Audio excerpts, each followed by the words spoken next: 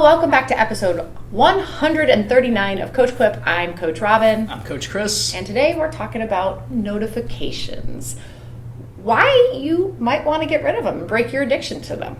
Yeah, just before the session, I turned everything onto airplane mode. I even turned my watch off so that wasn't flashing with little things beeping, because if you ever hear any beeps or noises, it's always my fault in these sessions when we're recording. But I'm excited about this one. What prompted you to come up with this topic? So 2 years ago, ish, I remember I was at Edge working and my phone died and I was like, oh geez. But I also knew I needed to go write some training plans, which I do primarily on my laptop. Mm-hmm. So I was like, oh, okay, well, I'll need a plug in. There wasn't a plug by me. So I ended up leaving my phone in another room. And I usually block off like 1 to 2 hours to do whatever I need to do training plan wise. I sat down to work and then I got done like really fast. And I'm like half the time. And I was like, whoa, I guess I'm really caffeinated today. Like, good job, right? But then I started thinking about it and I was like, well, maybe this is actually kind of like a productivity pocket, as I like to call it. So like, I didn't have my phone. I didn't have any notifications because I didn't have Messenger opened on my laptop.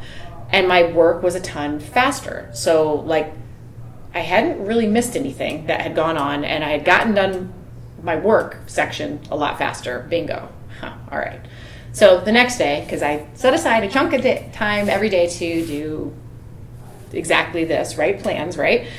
So then I did it again the next day, right? I knew that I needed to write more plans and I realized very quickly, yeah, okay, I'm onto something. Mm-hmm. So I did it to my phone. I adjusted it to not having anything buzzing, nothing. It was kind of like no banners, no buzz. I didn't know what was going to come through, but really the only way to get my phone to light up or do anything would be to physically call it. Mm-hmm. And very quickly, I realized I kind of loved it.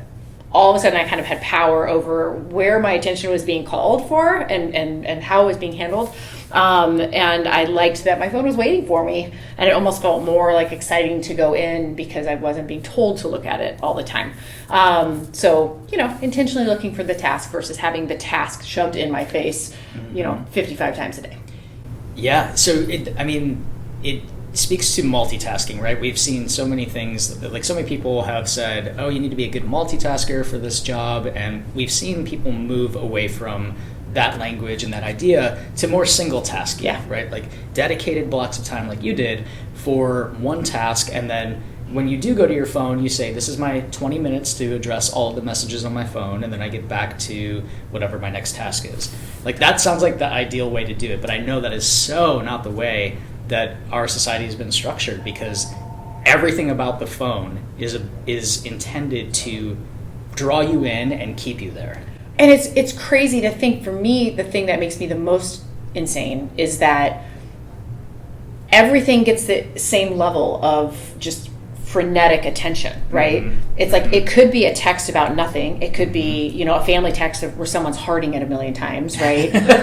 Or it could be something actually important, or it could be a news update, right? It's just, you don't need everything shouting at the same time, and you certainly can't have everything shouting at the same time and be able to actually do good work in a timely manner. And beyond that, just I feel so stressed as a person from the moment I wake up until the moment I wake up the next day, because I would say even through sleep, I find myself stressing and waking up in stress panic mode, that everything has that level of urgency and then nothing is urgent. And then, but then also I feel like we were just not meant to live at that high level of stress and engagement. That's what I'm trying to say. No way. So the bottom line is, I'm living proof that you have control over your time, over your energy, where you invested, over really your outcome and how productive and happy you are throughout the day. And we're here to kind of tell you how.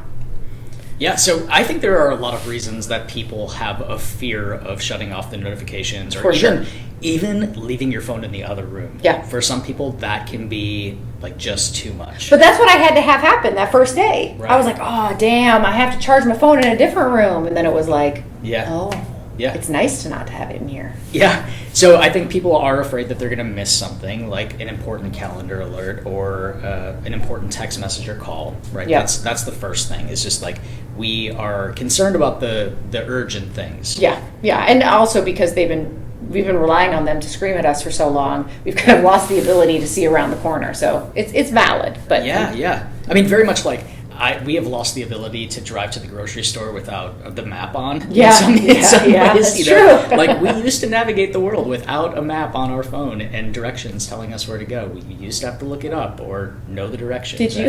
Did you ever print out MapQuest and MapQuest, have like the pages? Oh yeah, and then like the longer the trip, it's like I got to like 20 pages once going to New Orleans. And then if it was wrong or there was a detour, you were just screwed. That was it. If there was construction, it was over. You were not getting there. Get the atlas out of the back seat. You're totally right, though. It is the same as the map stuff. It's like we have lost the ability to do it. Another one that we hear a lot of is, and I felt this way until I tried to separate myself more, is just falling behind and having to catch up. Like, oh, but if I don't have my notifications on, what if I come back to like 75 notifications? Then you come back to 75 notifications. Guess what? That's you only checking once instead of 75 times, so you can get through it even faster.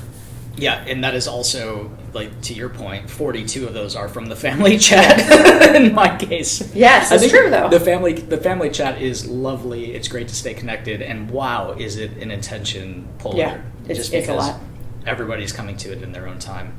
And last is, I'm sorry, but we're all addicted, right? So it is, not getting that little dopamine. I mean, these things, to your point earlier, it really is, everything's created to get our attention and keep our attention, and we get high off of that feeling. So, the thought of getting rid of that is like right, because we're so used to it. Yeah, that steady stream over the course of the day, which all has an impact on how we are able to focus on what we were doing before, right? So we're going to talk about a few of the reasons why to turn off your notifications. The first one is just fewer distractions. That's quite obvious, but it has a real impact on our ability to focus and to do good work. You were able to knock out your training plans twice as fast, essentially, with the same or better quality because you were singularly focused on one thing. So a lot of us already struggle with paying attention because there are so many things pulling our attention in different ways. And that sort of digital distraction really creates a lot of brain fatigue. Yeah, it really does. It really, really does. Mm-hmm. And there's also this idea of, when you are switching your focus. So if you're doing training plans and then you're responding to a text message, and then to your point about not being able to work in this space, sometimes someone comes up and asks you a question. Yeah. Or I hear the door. Exactly. Right? And I want to see what's happening. Yeah. Yeah. Each of those is both using a different part of your brain and also pulling you out of what you were doing. And statistics show that it takes 23 minutes for us to come back to focus on the task that we were working on initially. Ooh, I would never get through things. Never, ever. Yeah. And that's, I think, part of the reason why a lot of us just feel so underwater right now and like we can't keep up with our daily tasks because we are pulled in so many directions. And it's not like you can just have a conversation with me and I can get right back into my computer. Yeah, it doesn't work that way. It doesn't work that way. I always think of that term switch cost of, you were doing something and then you're getting pulled, usually not of your own doing, into something else and then having to come back to it. For me, the cost when it comes to plans is that I don't think I write as well. Mm-hmm. And I noticed that when I had no notifications, I was able to make links a lot easier, right? If I'm writing a plan for one athlete and then I realize, oh, you know what? This person has this race as well. They should actually do this long run together. And then I would send a text to connect them, right? And then ultimately everybody's leveled up, right? Or I would notice a data trend in their total stress score and be like, oh yeah, we need to scale that week a little bit. I wouldn't have gotten to that depth of understanding had I had my attention pulled, 3 different times even during a 1-hour session. Right. So the switch cost is real. Another reason to switch is that you get prioritize, what really matters. Notifications, for real, they have a purpose. They really do. But we also want to make sure that you don't miss something important, like your next appointment or maybe even a deadline. But the old prioritization principle applies to this too, right? This is kind of what I was saying before. When everything is important, nothing's important. When everything is buzzing and bannering at the same rate and you don't have control over what's coming in, you literally can't differentiate what you want to see and what you don't. I'm not saying everybody has to turn off every banner, but you need to prioritize those things that you do think have more clout. A good example for me is actually on race morning. If I'm not physically there and I need notifications, I will turn on every notification for one of my athletes racing. I mean, my phone will beep, buzz, everything.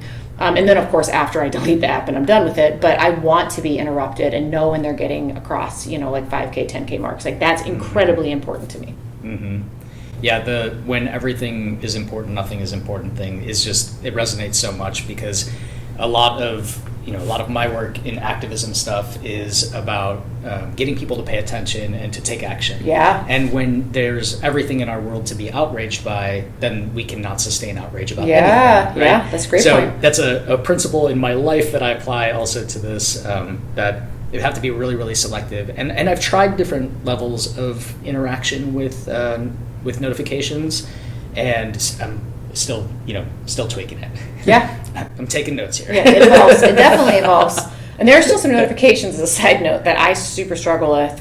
For me, and you do this much better than I do, but Instagram, man, especially like DMs, I mean, that is like, and then Facebook messaging, don't even get me started. Like, those are two black holes that you just, I may get back to, but if it is a to-do list, you might get a heart from me, but it's going to be real hard to get a response. Right. That's a hard notification for me to follow up on. Also, I have 3 accounts, so it's hard to keep up. Yeah, and the quantity of notifications is a big thing for me. So yeah, if I'm getting dozens of messages in an hour, there's no way. You're lucky to get a response from me in a lot of different areas. Yeah. When I first got a cell phone, I remember thinking like, people would be mad that I wouldn't answer, and I still don't answer my phone. I still don't usually answer my phone, but I thought of it as this is a tool for me to get a hold of other people if I need to. Yeah. Not for me to be available at all hours at any time when you need something from me. Yeah, on your own time. And I guess if other people have that, it doesn't really work because if I need to get a hold of you and call you and you don't answer, then that's good for you, but not good for me. But it's wild to think about a world without cell phones, that we are the last generation that existed in that world, really. That is true. And everything is just totally different. And which makes us sound old. Makes me sound very old. Chris. I don't know if you know this or not. But a big reason for this episode was actually that I spent the weekend with my 16-year-old niece and her friend. Mm-hmm. And it became, one, very clear. I knew that they would be on their phones. It actually was less than what I thought. But just discussing with them, there is a desire for less. Like, there's a big desire for less. Mm-hmm. I actually didn't put this in our notes, but I since have learned and talked to my best friend who has kids that are similarly aged, and she said that there's not only, of course, I knew about the flip phone resolution, mm-hmm. or revolution, mm-hmm. not resolution, where kids are wanting to simplify and not have apps, and there's a new phone called a light phone, mm-hmm. literally called Light. And it just looks a little fancier. It kind of looks like an iPhone, but it's just a rectangle, and it literally only does phone calls and SMS. And a lot of kids, a lot of high-performing kids in athletics mm-hmm. are getting those phones in high school now because they're finding that they can do more and be more productive as an athlete if they're not on their phone all the time, which is like, duh, we know that, but it's literally creating a construct, and now it's this thing that's almost desirable, and I don't think they're super expensive. So it's a cool wave that makes me a little hopeful. Yeah. I think another benefit of turning off the notifications is being able to sort of like restore how we are supposed to be in the world, right? Yes. So I think about going for a hike or going to a concert as an example, right? When you're doing those things, what I'm often seeing is people viewing through the lens of their phone instead of just viewing the beautiful scenery or experiencing and taking in the music and the community and being in that environment, that we're trying to capture it for sharing with other people. Yeah, versus experiencing it ourselves. Exactly. Yeah. So I really like the no notifications can really help restore us back to experiencing life on our own. Yeah, I love that. That's how Brian's always says, I don't want to take pictures, I just want to remember it. I'm like, well, now I feel the need to take pictures. So kind of similar to that is also rediscovering natural rhythms, right? So this is what was really eye-opening for me of how I could block my day differently. So when I turned off those notifications, I actually stopped using social media to keep up with people as much. I was more, because I was just more selective, I realized that I could use it for like exploring and doing like almost like research on it. So if I'm like into crafting something, like a new pug blanket, I don't actually know how to do that. I could look that in, or dig deeper into maybe a coaching topic, or one of the one of my coaching icons, and I want to see what they're doing, what they're up to, and what are they using innovation wise. So not succumbing to black holes of social media really was helpful, because I could figure out kind of what I was drawn to naturally, instead of being shown what I'm drawn to over and over in ads. Oof, yeah. The algorithms. I did get a bikini recently, though, from an ad. I thought it, and you know what? It was worth it. I'm trying to think if I've purchased anything from an Instagram ad. I'm not sure that I have. I've definitely clicked in, but I'm not sure that I've actually. Oh, I bought have, anything. but I'm not heavy on it. But Yeah. I have to like really think about it, and then I'll execute. Yeah. Well, another benefit of no notifications is reduced screen time. If we are not constantly drawn into Instagram every time someone likes or comments on something, we're going to just go there, use it, and leave, right? So instead of that constant, 5 minutes here, 10 minutes here, which adds up to, you spent 17 hours on social media today or on your phone today. And I know a lot of the time when my screen time is popping up now, it's the apps that are actually making me more productive. It's, humorously enough, it's my calendar for some reason. Oh, wow. And, my calendar, my email, and Training Peaks Yeah. is one. Or like my workout apps, not necessarily the social media or the things that are drawing me in over and over again. That, not saying that there's no benefits to social media. It's how I get a lot of my work. Yeah. Like, I feel like I have to be on there. But I'm a much happier, healthier person when I'm not constantly dipping into that as either a way to kill time or because I'm distracted because of a notification. Yeah. Speaking of wasting time, another reason is because you are using a device really as a tool, like for you, right, to do things that you want to do versus a way to kind of pass time. And don't be ashamed of your screen time reports, like. Especially like if I've been like reading a book on my phone or something, I know it's going to be higher. But when you see them come down, you notice that you're using your phone still or your tablet to actually be doing something, right? So like maybe my screen time was up, but I read, a book that I've been wanting to read that was $2, and so I bought it and read it on my phone. Like that's okay. Mm-hmm. But again, you're then using it as something that you want to do, not necessarily something that is being told you to do. Yeah, I like the ability to have a choice. Yeah, absolutely. That feels a lot more empowering than sometimes being fed the things that we're fed on social media, for sure.